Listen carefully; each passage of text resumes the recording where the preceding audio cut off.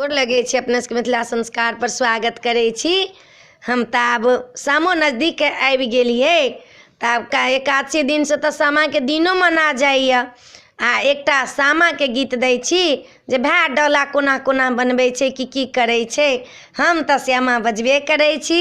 एक कुमकुम झा सेहो हमरा संग संग छथि आ ओहो अपने सबके प्रणाम करै छथि।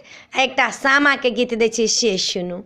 गे माई कोन भैया काटा बाँस का बीटा बा काटी काटी डाला बाबा ने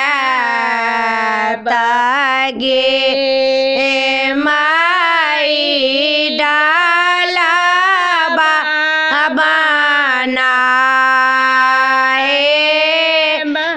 सामा के सजाए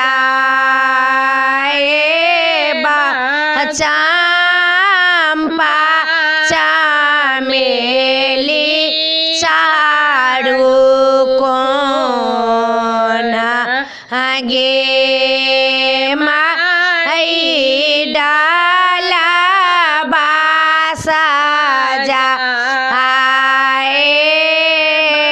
भैया मोरा भला ओला चारू काता चंपा चमेली गे माई भैया मोरा गे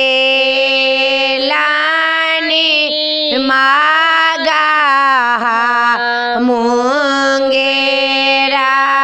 बा कीनी लेला मोतियन के हार गे माई लाले लाले सामुआ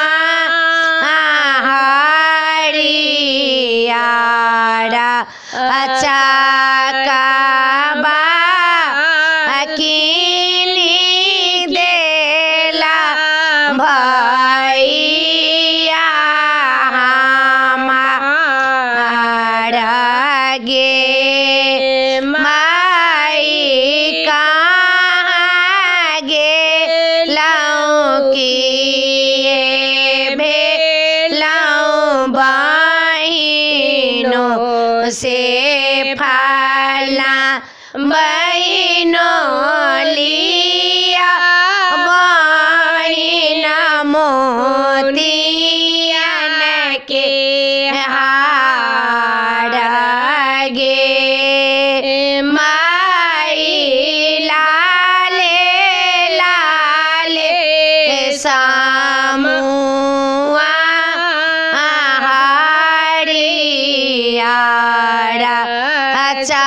चकाबा साजी धाजी डाला बासा जा बागे माई डाला लाए फाला बहिनो सामा खेला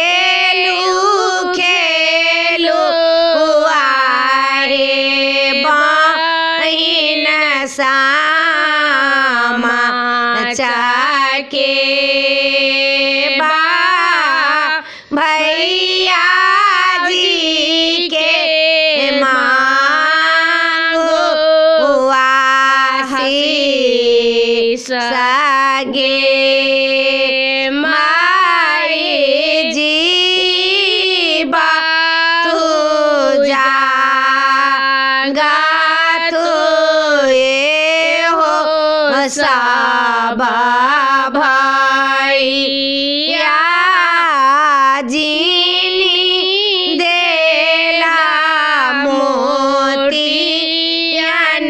के हार गे माई।